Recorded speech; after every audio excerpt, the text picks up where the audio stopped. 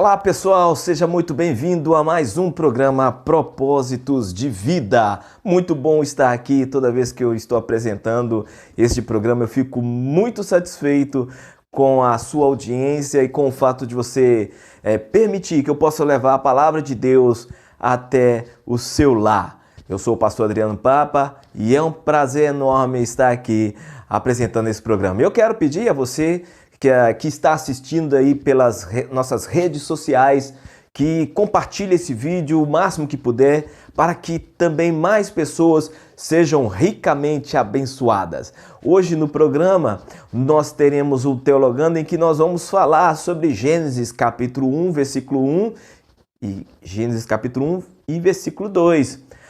Entre um versículo e outro houve um longo período de tempo.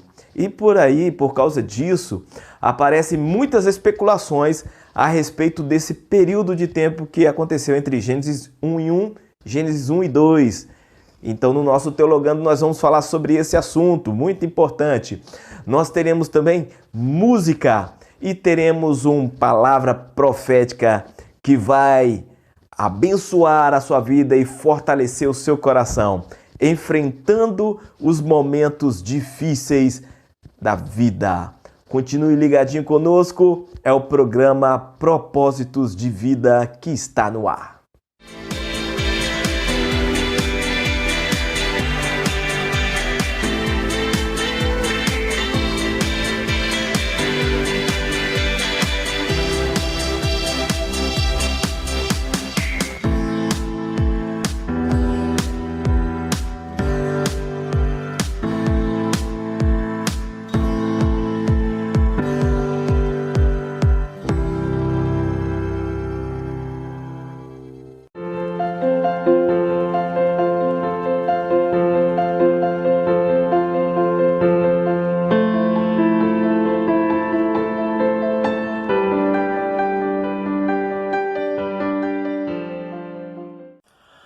No nosso Teologando de hoje, nós vamos continuar falando do livro de Gênesis. Eu disse livro de Gênesis, não novela Gênesis.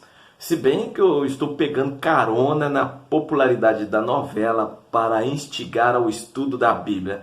Mas vamos lá.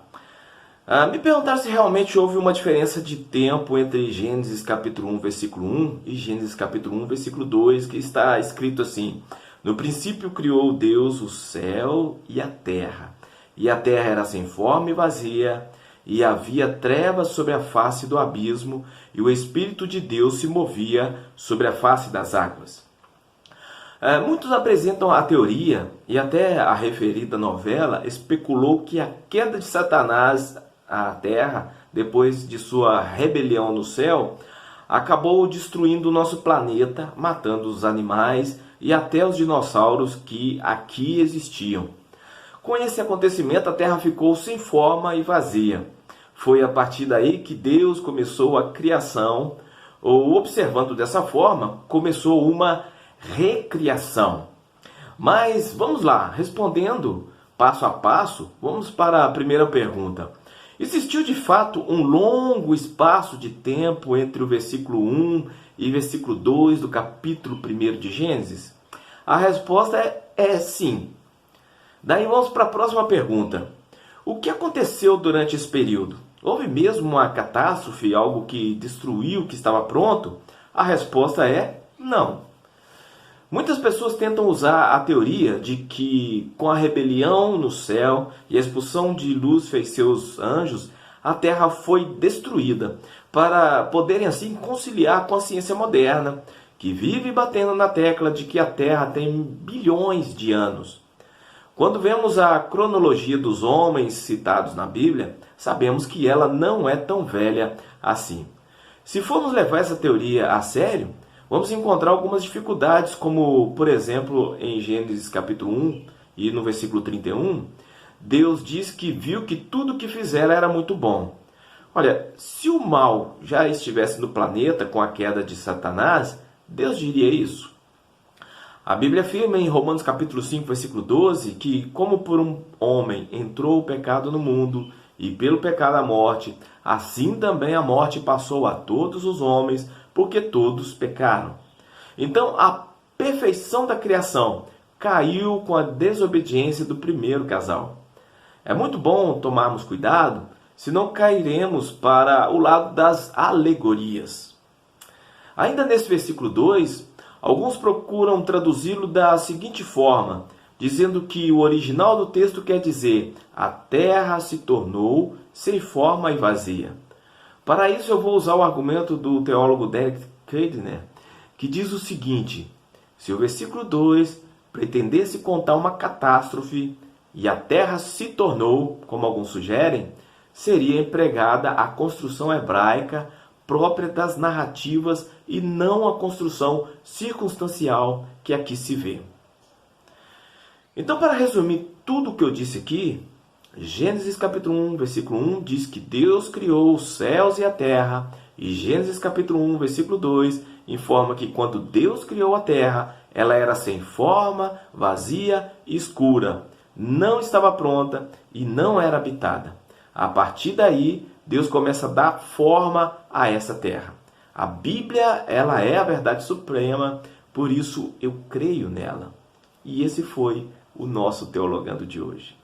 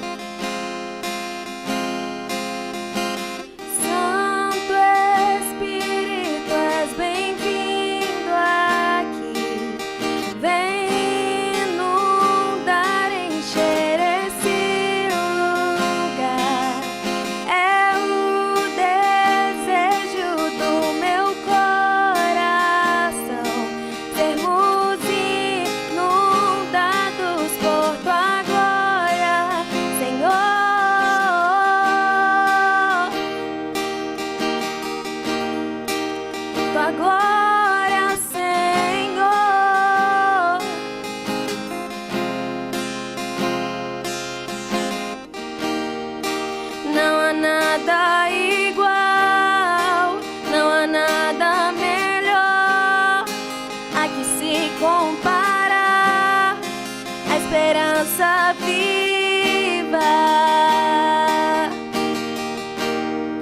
tua presença,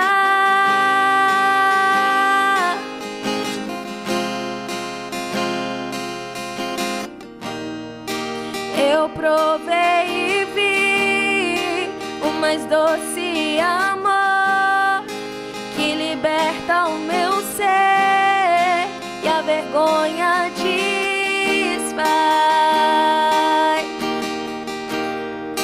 Tua presença,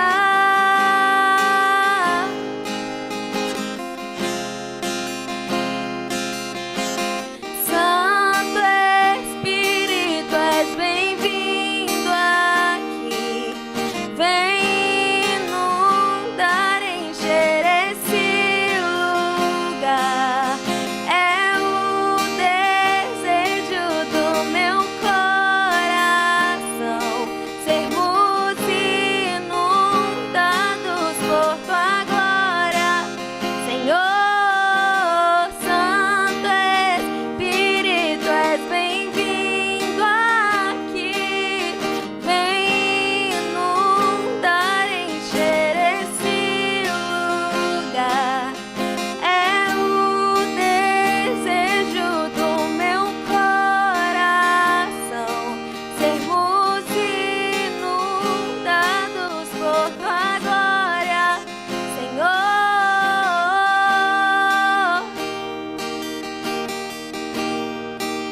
Tua glória, Senhor.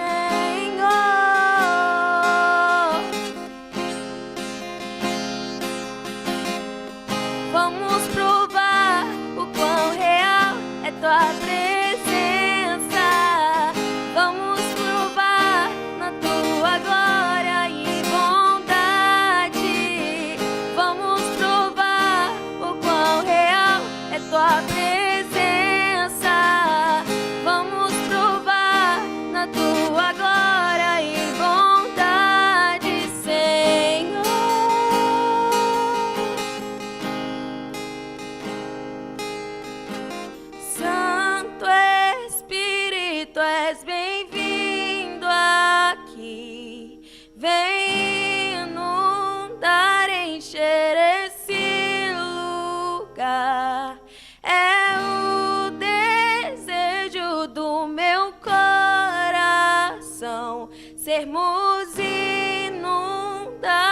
vivemos por tua glória, Senhor.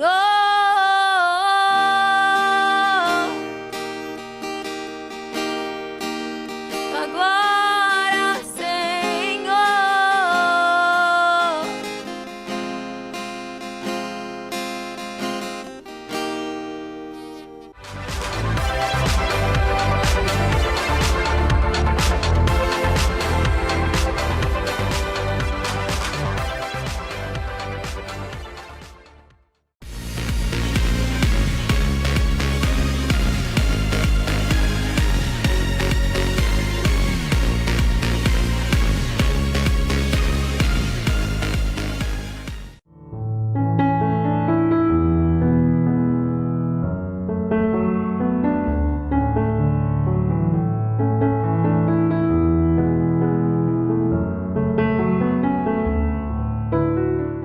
Irmãos, na nossa vida a gente sempre passa por momentos difíceis.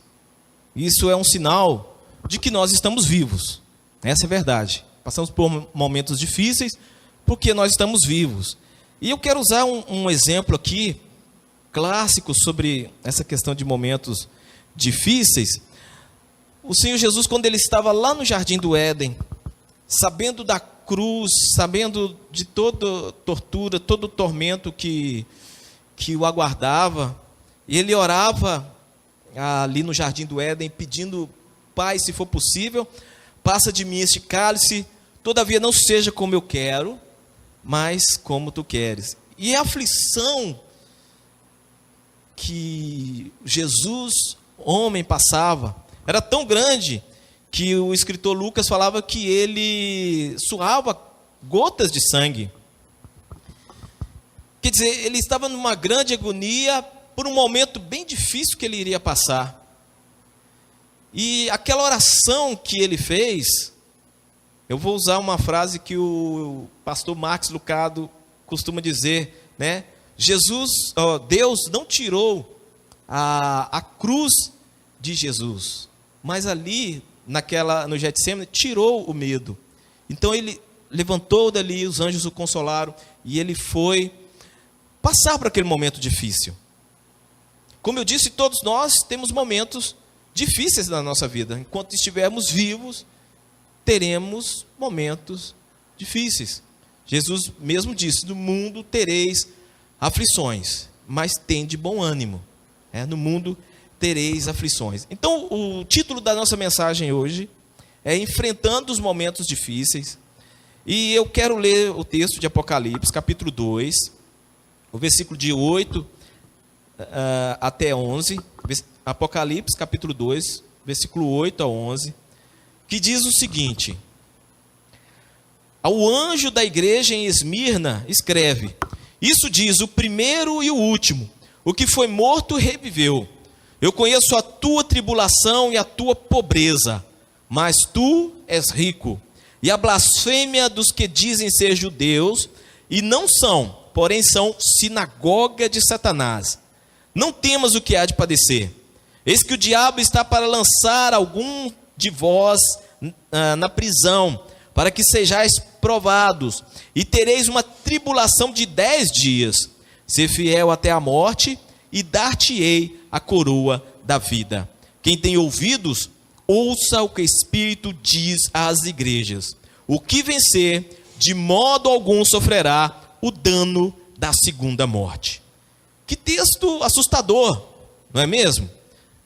Só a título de informação, a cidade de Esmirna, ela era uma cidade pagã, em que seus habitantes adoravam vários deuses, e inclusive os imperadores romanos recebiam adoração como se fossem alguma divindade. Nessa cidade também eram disputados os Jogos Olímpicos, e o vencedor recebia uma coroa do César. Era essa a referência que o apóstolo Paulo fazia ao comparar a salvação com aqueles que correm em estádios.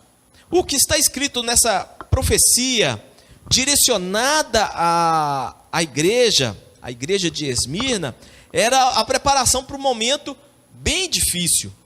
A igreja de Esmirna, ela foi perseguida, os seus crentes foram mortos para alegrar o povo. os cristãos eles eram de pendurados vivos e queimados para servirem de tochas e iluminarem o estádio. Também eles eram jogados aos leões, cerrados ao meio, eles eram decapitados. Era terrível. E o povo gostava do que estava assistindo. A perseguição foi tão intensa entre o período de governo do imperador romano Nero e o imperador Diocleciano, que eles chegaram a cunhar uma moeda em comemoração que dizia assim: o nome dos cristãos foi apagado. Acontece, meus irmãos, que isso era uma mentira, porque a igreja tinha sua fé firmada no Rei dos Reis, no Senhor dos Senhores, no primeiro e último, aquele que morreu e ressuscitou, Cristo Jesus. E quanto mais essa igreja era perseguida, mais ela se multiplicava. Glória a Deus. Agora eu vou aplicar essa situação na nossa vida. Como eu disse aqui no início da mensagem, todos nós enfrentamos momentos difíceis. E eu vou dizer a você que não é fácil se manter fiel nesses momentos de dificuldade. Mas o Senhor nosso Deus, Ele nos dá força para a gente enfrentar tais situações. O apóstolo João escreve a respeito de Jesus, vocês podem ver ele no texto, ele está dizendo, Jesus está dizendo o primeiro e o último, o que foi morto e reviveu. Então, sendo Jesus o primeiro e o último, entendemos que Jesus é o mesmo ontem, hoje e para sempre. As pessoas, elas podem nos decepcionar, mas o meu Jesus não decepciona nunca. As dificuldades da vida, elas podem nos afetar, mas meu Jesus permanece para sempre. O que foi morto e reviveu. O meu Jesus sabe como é difícil enfrentar tribulações. Ele foi massacrado naquela cruz. Ele conhece a dor que você pode estar vivendo. E ao reviver, ele sai um vencedor. E como ele mesmo teve triunfo sobre a morte em todas as suas formas, agora estava vivo para sempre. Nada melhor do que prometer aos seus fiéis a mesma proteção contra a segunda morte. Então, quando você conhece a Jesus, tenha visão certa a respeito dele. Isso te ajuda a continuar mesmo em momentos difíceis. Versículo 9 e 10. Eu conheço a tua tribulação e a tua pobreza. E entre parênteses está escrito: mas tu és rico. A igreja era, aos olhos da sociedade, pobre. Mas espiritualmente, aos olhos de Jesus, era muito rica. Então, voltando ao versículo: conheça a tua tribulação e a tua pobreza, mas tu és rico. E a blasfêmia dos que dizem ser judeus, e não são, porém são sinagogas de Satanás. Não temas o que há de padecer. Eis que o diabo está para lançar alguns de vós na prisão, para que sejais provados, e tereis uma tribulação de 10 dias. Ser fiel até a morte, e dar-te-ei a coroa da vida. O apóstolo João, ele está falando aqui de tribulação. A palavra tribulação, ela significa pressão que vem de fora. Esses cristãos iriam passar por tribulação, eles iriam passar por pobreza, eles iriam passar por sofrimento, iriam passar por prisão. E olha, os crentes dessa igreja, eles tinham compromisso com Deus. Senão eles teriam desistido mediante a toda essa perseguição, que não foi fácil. E a palavra de Jesus era para fortalecer a fé dos discípulos, para eles não desanimarem diante dessas dificuldades. Nessa igreja tinha um pastor chamado Policarpo. Policarpo, aos 86 anos, ele foi preso, foi martirizado, e queriam que ele negasse que Jesus era o seu Senhor. Esse caso, irmãos, que eu estou contando aqui, ele não está na Bíblia, é um caso histórico. E quando eles o martirizavam e queriam que ele declarasse, ele renunciasse a Cristo, a resposta de Policarpo foi a seguinte: por 86 anos, eu tenho servido a ele e nunca me fez nada de mal. Como poderia então eu blasfemar do meu Rei e Salvador? Como poderia blasfemar do meu rei e meu salvador? Quando vocês estiverem em casa, acessem aquele site Missões Portas Abertas. É um site que procura ajudar os cristãos em países de intolerância religiosa, países em que existe perseguição. Vamos falar aqui, usar o termo que nós brasileiros estamos usando agora, países que praticam a cristofobia.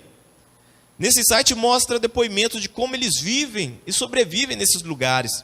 Esses cristãos, irmãos, eles vivem sendo ameaçados de morte a todo momento, pelo simples fato de confessar que Jesus é o Senhor da sua vida.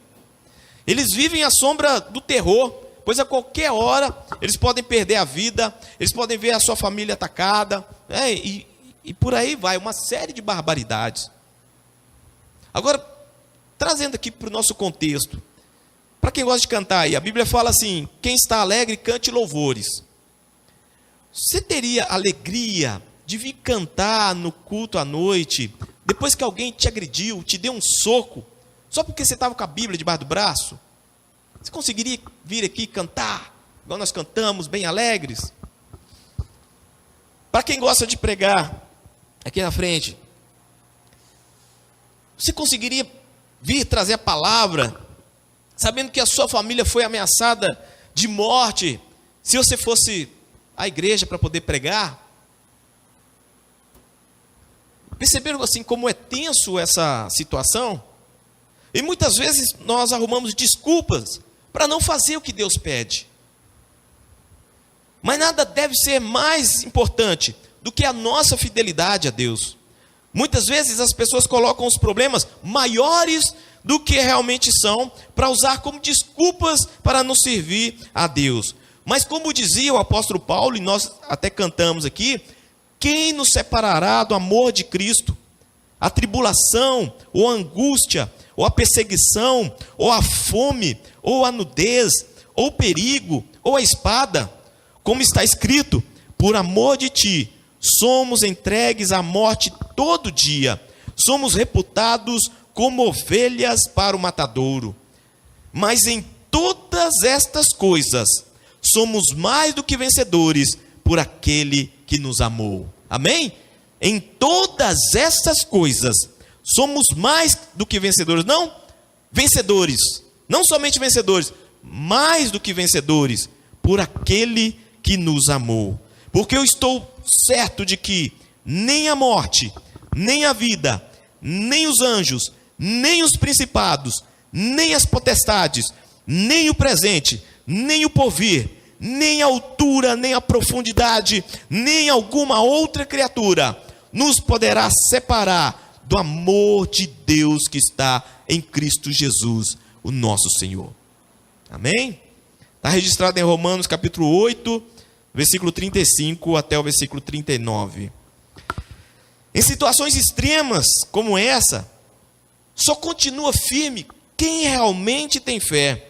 A sua confiança em Deus é que vai ser a fortaleza para enfrentar os momentos difíceis da vida. A dedicação que você tem dado a Deus é que será o seu forte em meio às tempestades da vida. Para isso, a fé ela precisa ser exercitada. Essa fé ela precisa ser treinada. Ela precisa ser colocada em prática a todo momento. Quando Jesus disse assim: quem quiser vir após mim, tome a sua cruz e siga-me. Ele está falando de termos um compromisso radical. Compromisso radical, isso é muito forte. Essas duas palavras juntas são muito fortes, compromisso e radical. São palavras bem pesadas para demonstrar assim como devemos basear a nossa fé no Senhor. E isso a gente não consegue sozinho, não. Vivendo do nosso próprio jeito, vivendo com a nossa própria força, nós não conseguimos chegar a lugar nenhum. E eu vou usar o apóstolo Pedro como exemplo. Quando ele dizia para Jesus assim: mestre, eu não vou te negar. Eu não vou te negar nunca. Não vou te negar. E acontece que ele falava de si próprio. Jesus falava: Pedro, antes que o galo cante, essa noite 3 vezes me negarás?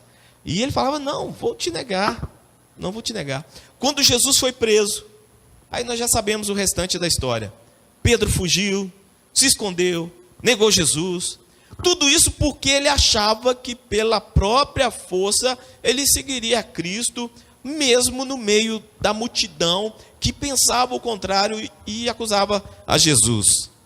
Depois de tudo isso, Pedro aprendeu que para enfrentar os momentos difíceis, ele dependia de Jesus, somente Jesus, para dar força para passar por qualquer situação difícil.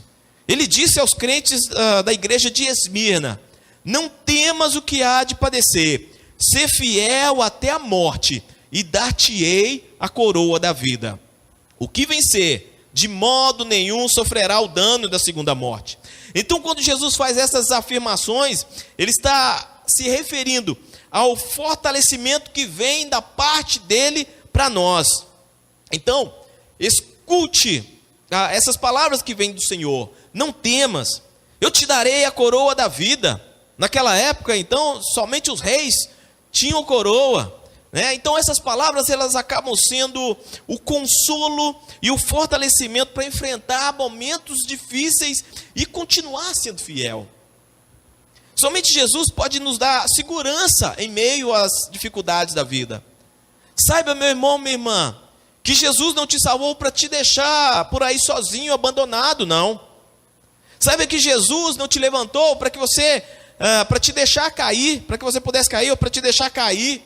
Não, tá? Ele nos transformou em templos do seu Espírito, para habitar em mim, habitar em você. Olha que maravilha. E para a gente concluir aqui, todos nós temos problemas, todos nós enfrentamos situações difíceis. Como eu disse e ainda vou reforçar, é sinal que nós estamos vivos. Isso é bom. O céu não é aqui, né? Mas como crentes no Senhor, nós temos que desenvolver a cada dia a nossa confiança nele. Então, qual o problema que você tem enfrentado? Qual o momento difícil que você está passando? Leia as palavras de Jesus à igreja de Esmirna. Jesus deu para aqueles crentes a sua segurança, Jesus deu a sua assistência, Jesus deu a sua promessa, e você pode ter certeza que Ele está presente junto com você em qualquer dificuldade que você passar. Ouça a voz de Jesus, ouça o direcionamento dele, ouça o consolo e a paz que Ele oferece ao seu coração. Ouça Jesus falar na sua vida. Essa mensagem foi ministrada no templo da Igreja Batista Nova Jerusalém, bairro Betânia, Ipatinga.